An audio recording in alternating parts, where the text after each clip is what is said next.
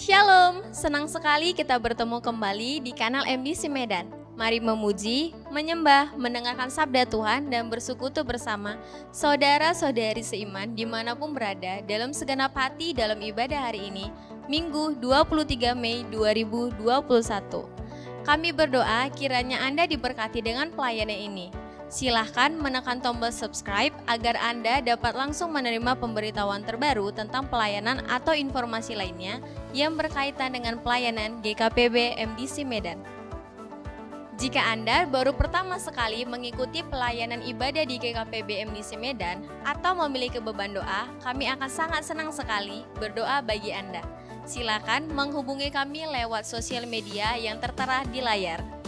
Mari berbagi kasih dan kepedulian sebagai gereja Tuhan dengan saudara-saudari kita yang sangat terdampak oleh pandemi COVID-19 yang sedang terjadi, dengan memberikan bantuan bagi mereka yang sangat membutuhkan. Pada hari Selasa 25 Mei 2021 pukul 19 waktu Indonesia Barat, kita akan mengadakan doa malam via Zoom dengan nomor meeting ID 222 333 0023 dan passcode doa malam bersama Pendeta Bob Bogorianto Simangunsong dari MDC Balikpapan.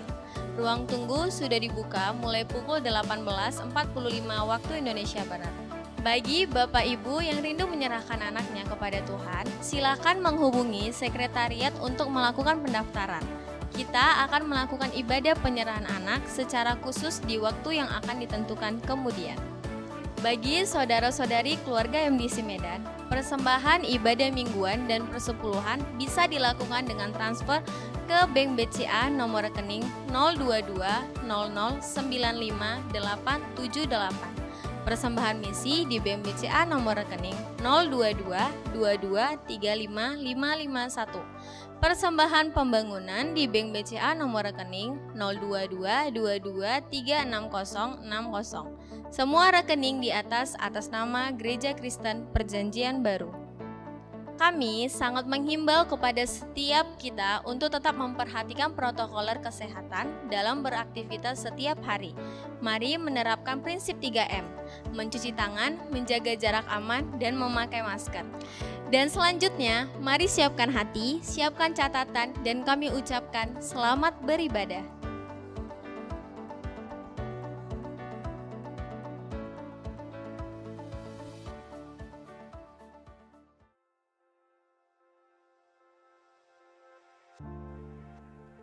Tetapi aku berdoa kepadamu ya Tuhan, pada waktu Engkau berkenan, ya Allah, demi kasih setiamu yang besar, jawablah aku dengan pertolonganmu yang setia. Mazmur 69 ayat 13. Perhatikanlah teriakku minta tolong, ya Rajaku dan Allahku. Sebab kepadamulah aku berdoa. Sesungguhnya matamu tertuju kepada semua orang yang takut akan Engkau, kepada mereka yang berharap akan kasih setiamu. Kasih setiamu ya Tuhan kiranya menyertaiku seperti aku berharap kepadamu. Kebajikan dan kemurahan belaka akan mengikuti aku seumur hidupku, dan aku akan diam dalam rumah Tuhan sepanjang masa. Mari kita berdoa. Tuhan, Kau baik untuk selama-lamanya, dan kasih setiamu tidak berkesudahan. Dalam kesesakan Engkau selalu ada sebagai penolong, dan itu telah terbukti di sepanjang segala zaman. Kami datang menaikkan sembah di hadapan-Mu, dan dengan kerinduan mendengarkan sabda-Mu, nyatakan perkenanan-Mu, ya Tuhan, dalam nama-Mu yang mulia, Yesus Tuhan kami berdoa. Amin.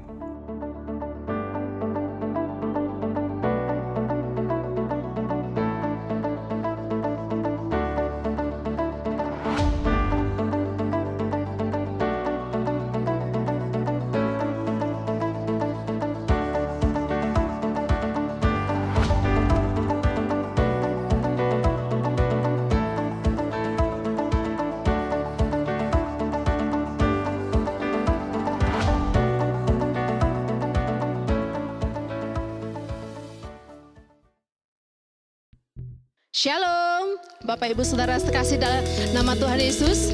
Dimanapun berada saat ini, mari kita datang memuji dan menyembah Tuhan. Haleluya.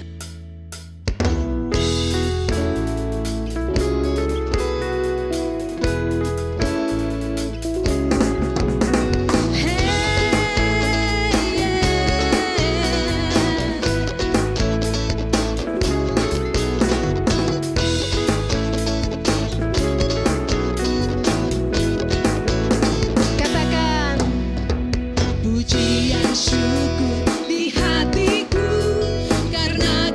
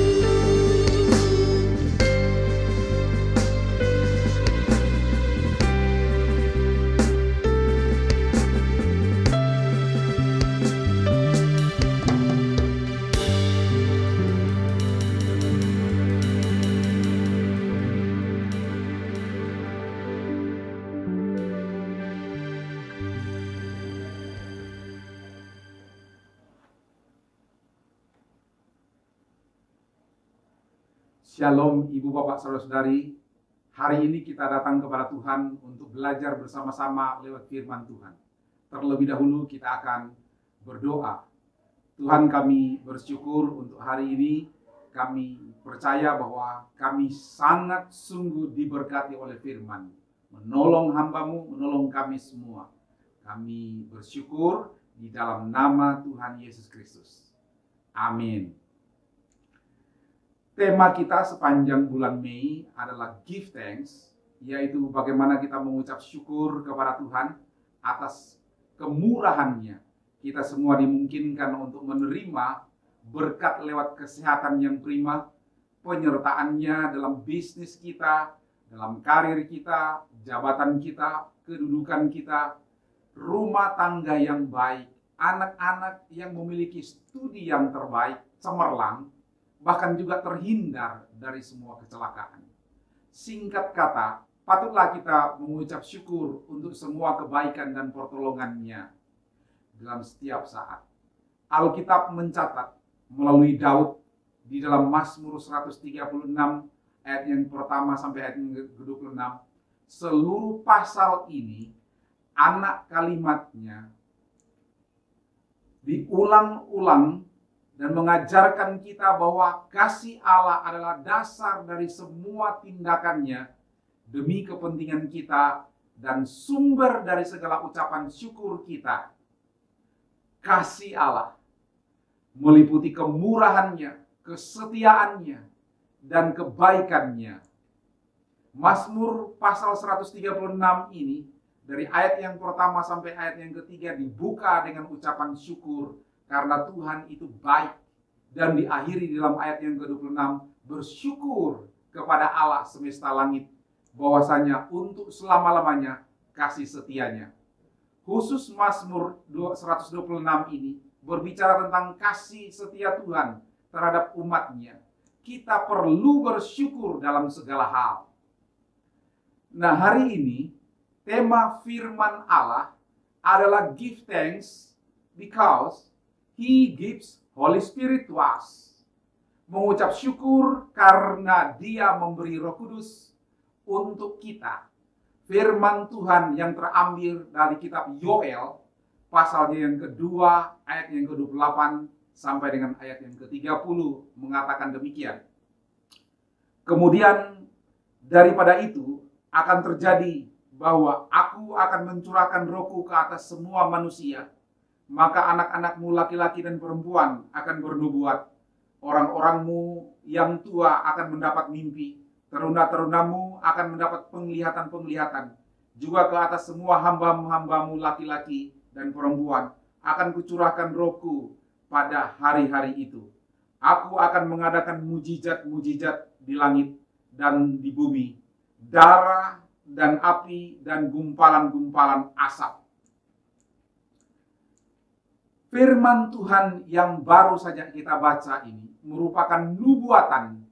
Nubuatan disampaikan oleh Nabi Yoel ini digenapi dalam kitab Kisah Para Rasul, pasalnya yang pertama sampai pasalnya yang ketiga. 10 hari setelah Yesus naik ke sorga, Roh Kudus turun. Hari turunnya Roh Kudus dikenal sebagai hari Pentakosta. Turunnya Roh Kudus adalah sebuah berkat besar yang tidak terduga bagi murid-murid Yesus. Mereka masih ingat bagaimana terkejutnya dan senangnya hati mereka ketika bertemu dengan Yesus yang bangkit. Mereka mengira bahwa kematian Yesus adalah akhir dari segala-galanya. Kebangkitannya mengubah mereka. Kali ini mereka kembali bingung. Karena selama 40 hari Tuhan Yesus bersama-sama dengan para murid-Nya. Yesus terangkat ke sorga. Memang kali ini bukan soal kematian Yesus. Karena jelas bahwa Yesus telah bangkit dan hidup. Kali ini adalah persoalan Yesus naik ke sorga. Dan tidak nampak lagi di mata mereka. Memang Yesus telah menjanjikan Roh Kudus. Tetapi Dia tidak berkata kapan atau berapa lama mereka harus menunggu. Yang mereka lakukan adalah berkumpul dan berdoa. mereka tidak tahu berapa lama mereka harus menanti dan berdoa. Yang mereka tahu adalah waktunya tidak lama lagi. Pada hari yang ke-10, Roh Kudus turun. Yesus berkata bahwa Roh Kudus turun, mereka akan menerima kuasa untuk menjadi saksi-saksinya di Yerusalem, Yudea, dan Samaria, dan sampai ke ujung bumi. Dalam Kisah Rasul pasal yang pertama ayat yang ke-8. Roh Kudus adalah sumber kuasa di dalam hidup orang Kristen. Tanpa Roh Kudus, tidak ada kuasa untuk melayani, memberitakan Injil, hidup kudus, dan menjadi saksi Tuhan. Ibu, bapak, saudara-saudari yang dikasihi oleh Tuhan Yesus, banyak orang yang tidak mempunyai kuasa di dalam hidup Kristennya. Akibatnya, mereka menyerah kepada pencobaan. Mereka mengeluh dan mempertanyakan kasih Tuhan di dalam kesulitan yang mereka hadapi. Mereka tidak menjadi berkat bagi orang lain. Mereka tidak memiliki keberanian dan kerinduan untuk mengabarkan Injil kepada orang lain. Yesus tidak meninggalkan kita sebagai yatim piatu. Dia naik ke sorga supaya Roh Kudus turun dan tinggal di dalam hati kita. Tidak seharusnya kita mudah jatuh di dalam dosa, mudah menjadi lemah, dan mudah tak berdaya. Roh Kudus tinggal secara tetap di dalam diri kita, orang yang percaya kepadanya. Tubuh kita adalah bait Roh Kudus. Kita mempunyai kuasa lebih besar daripada kuasa apapun yang ada dalam dunia ini. Dalam hal ini, kita sangat bersyukur untuk pemberian yang sempurna Roh Kudus yang dicurahkan bagi semua kita. Alkitab berkata, setelah Tuhan Yesus naik ke sorga, ada 120 murid Tuhan Yesus berkumpul di kamar loteng yang ada di Yerusalem. Tuhan Yesus mengatakan, kamu jangan keluar dari kota Yerusalem sebelum kamu diperlengkapi dengan kekuatan dari tempat tinggi. Dari 500 orang muridnya, hanya 120 yang meresponinya. Semua bertekun sehati dalam doa bersama, memuji dan menyembah di dalam kesatuan siang dan malam. Dalam kurun waktu 10 hari, melakukan akan hari itu, pada hari raya Pentakosta, tiba-tiba terdengarlah suara seperti tiupan angin keras di ruangan itu. Lalu tiba-tiba tampaklah lidah-lidah seperti nyala api hinggap kepada mereka di dalam diri mereka masing-masing. Mereka dipenuhi oleh Roh Kudus dan mereka mulai berkata-kata di dalam bahasa asing yang biasa disebut bahasa roh atau glossolalia. Nah, kitab Yoel di dalam Yoel pasal yang kedua ayat yang ke-28 sampai ayat yang ke-29 mengungkapkan kepada kita, kemudian daripada itu akan terjadi bahwa aku akan mencurahkan rohku ke atas semua manusia. Maka anak-anakmu laki-laki dan perempuan yang bernubuat, orang-orangmu yang tua akan mendapat mimpi dan ternamu akan mendapat penglihatan-penglihatan. Juga ke atas hamba-hambamu laki-laki dan perempuan akan kucurahkan rohku pada hari itu.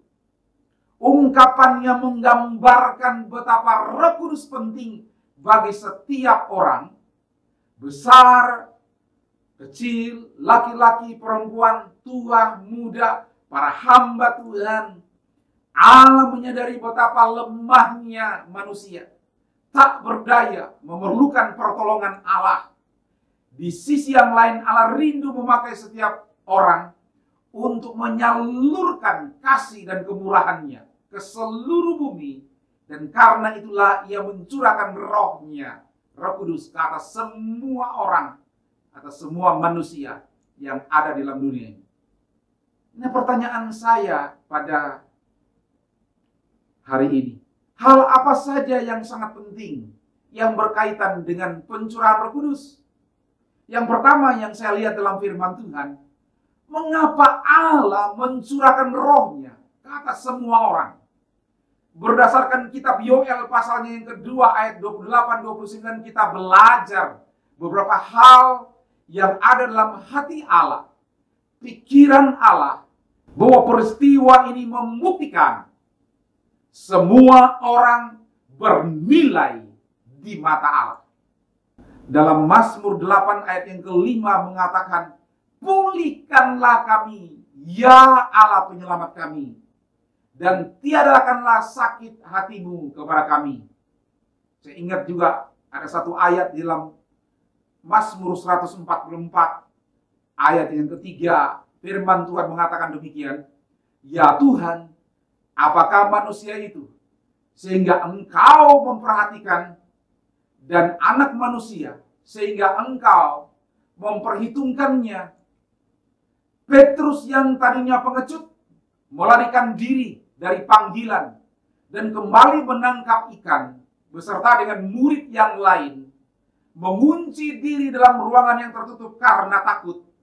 Begitu menerima pencurahan Roh Kudus dalam baptisan Roh Kudus, dengan berani memberitakan firman Allah tanpa keraguan dan tanpa ketakutan.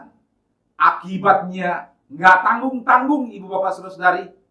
Ada 3.000 orang datang kepada Allah, percaya pada hari itu juga, memberi diri mereka masing-masing dibaptis.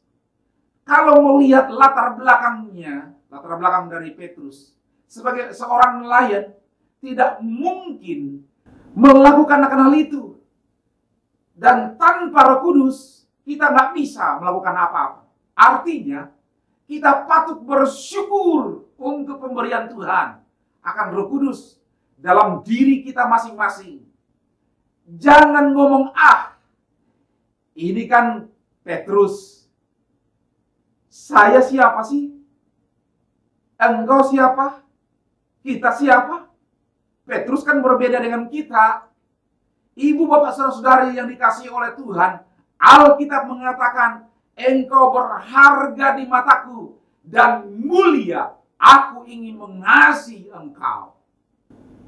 Hal yang lain, mengapa Allah mencurahkan Roh Kudus ke atas semua orang? Ini membuktikan tanpa Allah, manusia tidak dapat berbuat apapun. Alkitab mengatakan di dalam Mazmur 127, jikalau bukan Tuhan yang membangun rumah, sia-sialah usaha orang yang membangunnya. Jikalau bukan Tuhan yang mengawal kota, sia-sialah pengawal berjaga-jaga. Dan sia-sialah juga kamu bangun pagi-pagi dan duduk-duduk sampai jauh malam dan makan roti yang diperoleh dengan susah payah, sebab Ia memberikannya kepada yang dicintainya pada waktu tidur. Kita tidak bisa berbuat apapun tanpa Tuhan dalam anugerahnya menyertai hidup kita. Kita semua manusia makhluk yang lemah. Kita sangat membutuhkan kehadiran Tuhan di dalam hidup kita masing-masing. Hari Raya Pentakosta membawa dampak yang sangat besar bagi kehidupan orang-orang yang percaya. Kita membutuhkan kepenuhan Roh Kudus setiap hari. Ada yang mengira bahwa Roh Kudus dengan mudah dicurahkan dan memenuhi seseorang.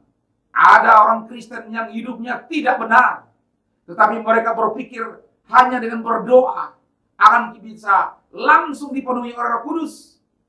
Apakah mungkin terjadi? Tentu tidak. Sebab Roh Kudus yang dicurahkan adalah Roh yang kudus. Kisah Para Rasul pasalnya yang pertama ayat yang ke-14 dengan jelas mengatakan bahwa orang-orang yang dipenuhi Roh Kudus yang berjumlah 120 orang itu adalah sebelum hari tersebut telah mempersiapkan diri dengan baik. Jika kita mau dipenuhi Roh Kudus, tidak cukup hanya memiliki kerinduan saja, tetapi dituntut kehidupan yang kudus, kehidupan yang taat kepada Roh Kudus. Jadi kepenuhan Roh Kudus mempunyai sangkut paut yang erat dengan kehidupan kekristenan yang benar. Penyerahan diri kepada Roh Kudus lewat komitmen hidup yang kudus, taat, dan melalui doa. Hal lain, mengapa Allah mencurahkan Roh Kudus kepada semua orang yang percaya? Ini membuktikan tidak ada penyelamatan dari pihak manusia kecuali dari Allah saja. Dalam Mazmur 60 ayat yang ke-13, saya ingat dia mengatakan demikian, berikanlah kepada kami pertolongan terhadap lawan, sebab sia-sia penyelamatan daripada manusia. Yang namanya manusia sangat terbatas, ibu bapak saudari, untuk memberikan pertolongan. Kecuali kalau kita memiliki Roh Kudus yang mampu dan sanggup untuk menolong setiap hidup kita. Saya kasih contoh ibu bapak saudari, saya memiliki anak 2. Anak nomor 2 saya bernama Catherine Ivana Edwards. Ketika anak perempuan saya yang bernama Catherine lulus SMP dan dia melanjutkan di salah satu SMA yang ada di Batam, saya berpikir kala itu pasti mendapatkan jurusan IPA dikarenakan memang nilai prestasi yang bagus ketika di SMP. Tetapi kenyataannya berbeda dengan harapan kami suami istri. Puncaknya ketika ia di sekolah di SMA yang sudah berjalan 1 bulan 1 minggu, salah seorang guru yang masuk di dalam kelasnya yang ingin membagikan sertifikat dari Yayasan Konsultasi dan Bimbingan yang disingkat dengan Yakobi, mengatakan siapa yang punya tes IQ di bawah 100, angkat tangannya. Sang guru mengatakan demikian lagi karena para murid yang ada hari itu rata-rata angkat tangan. Lalu sang guru mengatakan siapa tes IQ-nya di atas 100, ada yang mengangkat tangan. Juga sang guru mengatakan ada yang 120, ada yang 130, ada yang 140, atau lebih daripada itu. Anak saya yang bernama Catherine, anak perempuan saya, tidak melihat tangan yang teracung, yang terangkat, tetapi hanya dia sendiri yang diangkat dan malu. Sejak hari itu dalam hati kecilnya, saya tidak akan sekolah lagi di tempat ini. Lalu pulang sekolah seperti biasanya, saya menjemputnya, lalu ia mengatakan kepada saya sebagai papinya, "Papi, Dedek tidak mau lagi sekolah di SMA ini. Dedek mau sekolah di Surabaya." Keesokan harinya kami suami istri dan disertai oleh teman-teman saya, sahabat saya, menemui kepala sekolah, ketua BP, dan wali kelasnya.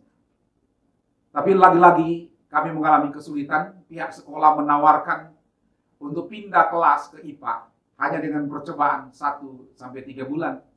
Di sanalah saya memindahkan anak saya sekolah di Surabaya, yang meskipun dia harus tes kembali serta menyusul ketertinggalan selama 1 bulan lebih dengan cara mengejar pelajaran yang tertinggal, tetapi selesai. Saya ingin katakan terima kasih Tuhan.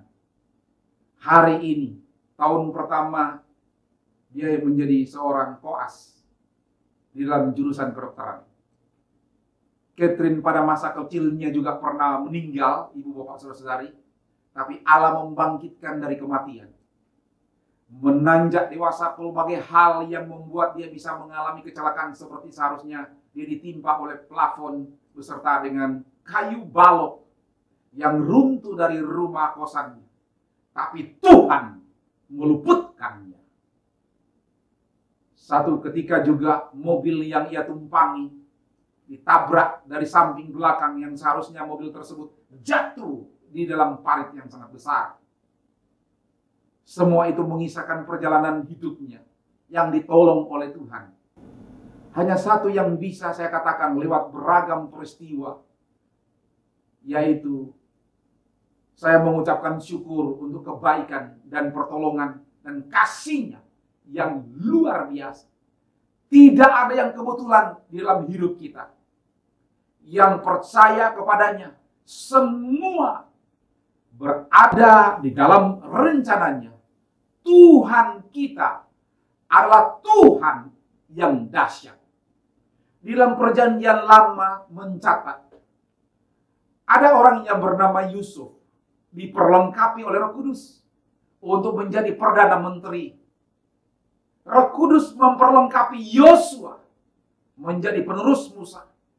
Para hakim yang diberi kekuatan Roh Allah untuk melepaskan bangsa Israel dari lawan-lawan mereka. Semisalkan hakim tersebut Otniel, Gideon, Yefta, dan juga ada seorang raja yang bernama Daud. Semua ini membuktikan betapa sahihnya penyelamatan Tuhan yang sempurna. Yang kedua yang saya lihat lewat firman ini, apakah yang harus dilakukan oleh orang yang menerima pencurahan Roh Kudus? Berdasarkan Yesaya pasal yang ke-6 ayat yang ke-8, kita diminta Allah untuk jadi pemberita dan penyambung lidah Allah. Artinya setiap kita yang telah menerima Yesus Kristus sebagai Tuhan dan Juru Selamat, wajib kita melayani Dia. Apalagi kita penuh dengan Roh Kudus. Manusia menjadi penyambung lidah Allah. Kitab Yesaya ini mencatat siapakah yang akan kuutus. Siapakah yang mau pergi untuk aku. Ini aku, utuslah aku. Lalu aku mendengar suara Tuhan. Dikatakan dalam Yesaya pasal yang ke-6 ayat yang ke-8. Yang menjadi ayat hafalan. Siapakah yang akan kuutus? Dan siapakah yang mau pergi untuk aku? Maka sahutku, ini aku, utuslah aku. Ini adalah tugas yang mulia. Tidak semua orang memiliki panggilan dalam pelayanan yang spesial ini. Berikan hidup saudara di dalam pelayanan yang mulia ini. Kita hanya hidup sekali di bumi ini. Mari kita pakai hidup kita menyatakan kasih Tuhan kepada orang lain. Ini adalah tugas kita yang harus diselesaikan ketika kita semua memiliki kesempatan untuk memberitakan kemurahannya kepada orang lain. Selanjutnya, apakah yang harus dilakukan oleh orang yang menerima pencurahan Roh Kudus? Yaitu manusia membawa gambar Allah kemanapun ia pergi. Alkitab mengatakan, Kejadian pasalnya yang kedua, ayat yang ke-19. Jadi ayat hafalan saya. Lalu Tuhan Allah membentuk dari tanah segala binatang hutan dan segala burung di udara. Dibawalah semua kepada manusia itu untuk melihat bagaimana ia menamainya. Dan seperti nama menamainya semua seperti nama yang ia berikan manusia itu kepada tiap-tiap makhluk yang hidup. Demikianlah nanti nama makhluk itu. Karya ciptaan Allah tidak berarti hanya pada hari-hari kesibukannya secara berurut dari hari pertama sampai hari yang ke-6. Namun sampai hari ini dan seterusnya pun, ia adalah Allah yang terus berkarya, Allah yang terus mencipta, yaitu Allah yang terus-menerus melakukan pembaruan untuk setiap alam ciptaannya. Dari ayat yang ke-19 ini, kita melihat bahwa Allah tetap akan terus melanjutkan karya ciptaannya dengan membentuk dari tanah segala binatang hutan dan segala burung di udara, lalu diserahkan kepada manusia untuk diberi nama. Manusia mendapat hak istimewa, diberikan Allah kepercayaan sebagai mitra kerja Allah untuk memberi nama binatang-binatang tersebut. Manusia itu diciptakan Allah segambar dengan dirinya. Dan kemana saja ia pergi membawa gambar diri Allah. Manusia yang segambar dengan Allah diartikan sederhana sebagai mirip seperti Tuhan. Gambar Allah atas manusia inilah yang memberi nilai pada manusia. Gambar Allah merupakan sesuatu yang intern di dalam diri manusia. Sesuatu yang baik, tidak dapat dipisahkan dan dilepaskan dari diri manusia. Itulah sebabnya walaupun manusia sudah jatuh dalam dosa, tidak dinyatakan bahwa gambar Allah hilang. Karena pada dasarnya manusia diciptakan Allah menurut rupanya atau gambarnya. Yang seterusnya mengakui kuasa dan penyertaan Allah. Alkitab mengatakan dalam 2 Tawarik pasal yang ke-32 ayat yang ke-8, firman Tuhan mengatakan begini, yang menyertai dia adalah tangan manusia, tetapi yang menyertai kita adalah tangan Tuhan Allah kita, yang membantu kita dan melakukan peperangan kita. Oleh kata-kata Hizkia, Raja Yehuda itu, rakyat mendapat kepercayaan kembali. Berharap dan percaya hanya kepada Allah, bukan kepada yang lain. Saya sangat mempercayai bahwa kalau kita percaya kepada Tuhan, maka Allah akan menyertai, bahkan membantu kita untuk melakukan peperangan. Dan saya boleh memastikannya, kemenangan pasti kita akan raih bersama-sama dengan Tuhan. Yang ketiga, langkah apa saja dalam komitmen kita supaya menerima pencurahan Roh Kudus? Pada dasarnya manusia tanpa hubungan yang intim dengan Roh Kudus tidak ada apa-apanya. Kita ini kosong sama sekali. Kita bersyukur di gereja kita memiliki yang namanya ibadah harian. Setiap hari 3 kali. Kita semua didorong bahkan diminta untuk melakukan ibadah harian. Itu sebabnya sangat relevan untuk kita boleh bertumbuh secara rohani yang sehat dan kuat, serta menjadi berkat. Tidak hanya diperlukan persekutuan dengan Tuhan setiap hari, tetapi kita harus melakukannya dengan konsisten setiap saat bersama dengan Tuhan. Coba kita lihat secara jasmani. Kita bisa makan 1 hari sekali, tetapi kekuatan tubuh jasmani kita tidak akan mampu maksimal jika dibandingkan dengan kalau kita makan 3 kali sehari. Demikian juga di dalam hal kesehatan kita. Kalau seumpama seorang dokter mengatakan minum obat 3 kali sehari agar tubuh kita yang sakit akan segera sembuh, lakukan perintah itu. Bukannya dikurangi perintahnya dari 3 kali menjadi 1 kali. Lalu takaran dosis obatnya kita kurangi. Boleh dapat dipastikan tidak akan pernah cepat sembuh. Oleh sebab itu, bagaimana mungkin kita bisa berpikir bahwa roh dan iman kita bisa kuat kalau kita hanya memberi makan roh kita 1 kali saat teduh sehari.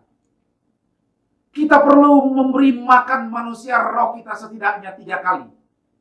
Sama seperti kita memberi makan manusia jasmani kita. Sebagai contoh, kehidupan Tuhan Yesus yang menjadi teladan yang baik, bahkan mengatakan setiap saat ia membangun hubungan yang intim dengan Bapanya yang di sorga. Pagi-pagi benar ketika hari masih gelap, Tuhan Yesus sudah datang duduk diam di kaki Tuhan. Pada pagi hari di tengah-tengah kesibukannya, ketika ia melayani orang-orang yang membutuhkan mujizatnya, Tuhan Yesus melepaskan diri dari keramaian dan datang kembali kepada Tuhan. Pada malam hari ketika sementara kebanyakan orang dalam keadaan tidur, Tuhan Yesus datang kepada Bapanya untuk bersekutu dengan intim. Contoh yang lain, ibu bapak saudara-saudari yang dikasihi oleh Tuhan Yesus. Daniel memberikan waktu 3 kali sehari, ia berlutut dan berdoa, serta memuji Allahnya. Ada orang lain juga yang bernama Daud. Alkitab berkata 7 kali dalam sehari ia memuji Tuhan. Artinya Daud memiliki persekutuan yang konsisten dan terus-menerus dengan Allah. Saya membaca dalam buku yang berjudul Mengapa Mereka Sukses dan beberapa di antaranya gagal. Seri dari pahlawan iman. Seorang mantan tukang ledeng. Meskipun tidak dapat membaca dengan baik, namanya Smith Wigglesworth. ia tampil khotbah hanya 15 menit. Sesudah itu ia tidak mengingat apa yang ia katakan. Ia berdoa dan berpuasa pada hari Minggu ketika ia pelayanan. Dan saudara bisa tahu, 50 orang diselamatkan setiap kali pelayanannya. Banyak orang mati dibangkitkan melalui pelayanannya. Ia berkata tidak berdoa lebih dari 15 menit. Tetapi ia tidak melewatkan 15 menit berlalu tanpa doa. Tak bisa dipungkiri bila kita melihat pelayanan yang lebih luar biasa, di mana ia memiliki roh yang kuat dan penuh kuasa karena ia memiliki hubungan yang dekat dengan Tuhan. Kalau saya ditanya hal apa yang paling penting dalam hidup Pak David, ini tidak lain memiliki hubungan yang intim dengan Dia. Itu sebabnya kita harus memiliki Roh Kudus yang menyertai hidup kita setiap saat. Saya mau beritahu, semua komplit dalam hidup orang Kristen. Yang pertama, kedatangannya ke dunia ini, yang seringkali kita kenal dengan nama Natal, sebagai bukti kepeduliannya kepada umat manusia. Yang kedua, kematiannya di Kalvari, yang kita kenal dengan istilah Jumat Agung, menyucikan kita dari dosa dan menyelamatkan kita dari hukuman neraka. Yang ketiga, kebangkitannya membawa kita kepada kemenangan. Yang keempat, kenaikannya ke sorga untuk menyediakan tempat di sorga bagi kita yang percaya kepadanya. Pasca kenaikan Tuhan Yesus ke sorga, 10 hari kemudian, hari Pentakosta, hari turunnya Roh Kudus, sebagai bukti penyertaannya dalam hidup kita. Disinilah kita bersyukur karena kasih setia Tuhan Yesus Kristus kepada kita semua. Kurang apa lagi? Kesimpulan saya lewat firman Tuhan ini, mari kita bersyukur atas janji pencurahan Roh Kudus yang telah diberikan dalam hidup kita masing-masing. Ini adalah pemberian yang sungguh merupakan sukacita yang sangat besar. Kita bisa melayani Tuhan tanpa batas karena Roh Kudus yang memampukan kita, sehingga kita berbangga atas pemberiannya yang terbaik di dalam kehidupan kita. Bersyukur kepadanya atas kasih setianya. Mari kita tundukkan kepala kita. Kita berdoa untuk firman Tuhan. Bapa, di dalam nama Tuhan Yesus Kristus, aku bersyukur kepadamu. Untuk hari ini kami boleh mendengarkan firman-Mu. Firman yang hidup, firman yang dahsyat, firman yang luar biasa, yang mengajarkan kepada kami, dan kami juga boleh melihat penyertaan-Mu yang sempurna terjadi atas kehidupan kami, yang dahsyat, yang luar biasa. Berkati anak-anak-Mu yang saat ini sementara melihat kebenaran firman-Mu. Memberkati dalam keluarga mereka masing-masing. Kuatkan iman percaya mereka.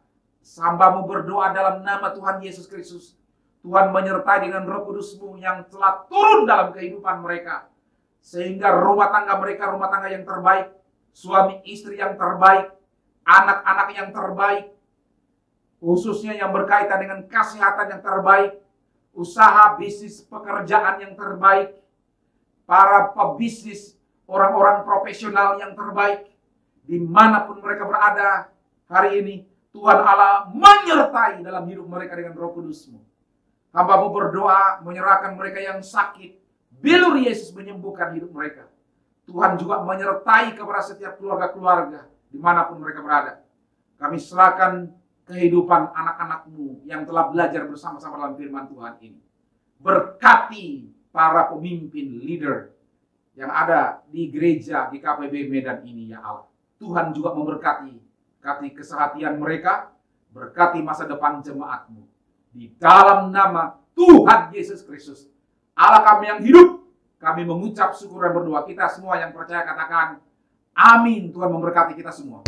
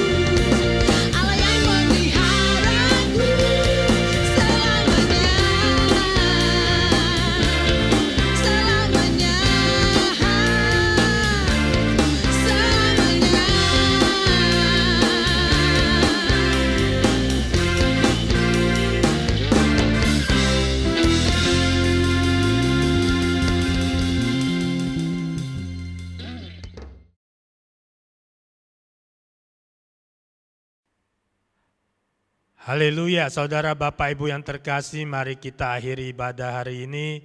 Mari angkat tanganmu, arahkan hatimu, terimalah berkat yang terbaik di dalam nama Allah Bapa, Putra, Roh Kudus yang sungguh mengasihi engkau apa adanya. Dimanapun kau berada, kemanapun kau pergi, penyertaannya, pertolongan, perlindungannya sempurna bagi engkau dan bagi hidupmu sepenuhnya dan seluruhnya. Apa saja yang kau kerjakan diperbuat berhasil dan beruntung, supaya melalui keberhasilan keberuntungan Yesus dipermuliakan, membuat engkau semakin hari semakin melekat kepada Yesus. Terimalah berkat ini di dalam nama Yesus. Yang terima berkat katakan amin.